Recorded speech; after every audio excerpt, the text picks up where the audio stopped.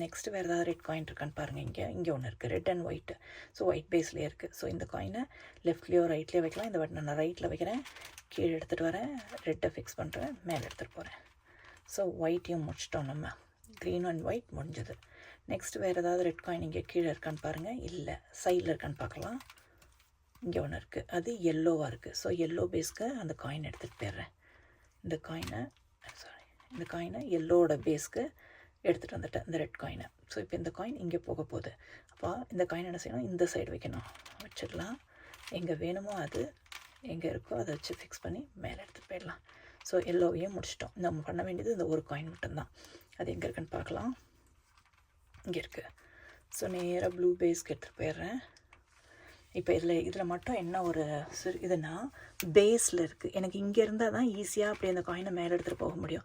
ஆனால் இது பேஸில் இருக்கிறது நான் மேலே எடுத்துகிட்டு போகணுன்னா என்ன செய்யணும், இந்த காயினை இந்த சைடுக்கோ ஃபஸ்ட் எடுத்துகிட்டு வரணும்.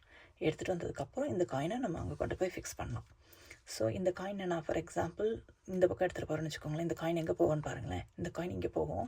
அது எப்படி போகுன்றதை பார்க்கணுன்னா இப்படி சும்மா நவுத்தி வச்சு பார்த்தீங்கன்னா எந்த இடத்துக்கு வரும்னு தெரியும். ஸோ எனக்கு இந்த இடத்துக்கு வருது.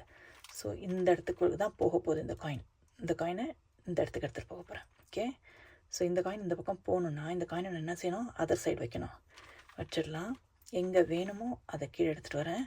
அதர் சைடு வச்சுருந்ததை எடுத்துகிட்டு வந்து அதை ஒரு முறை கீழே இறக்கி இந்த ரெட்டை ஃபிக்ஸ் பண்ணுறேன், மேலே எடுத்துகிட்டு போகிறேன். இப்போ இந்த ரெட்டை ஃபிக்ஸ் பண்ணுறேன், மேலே எடுத்துகிட்டு போகிறேன்.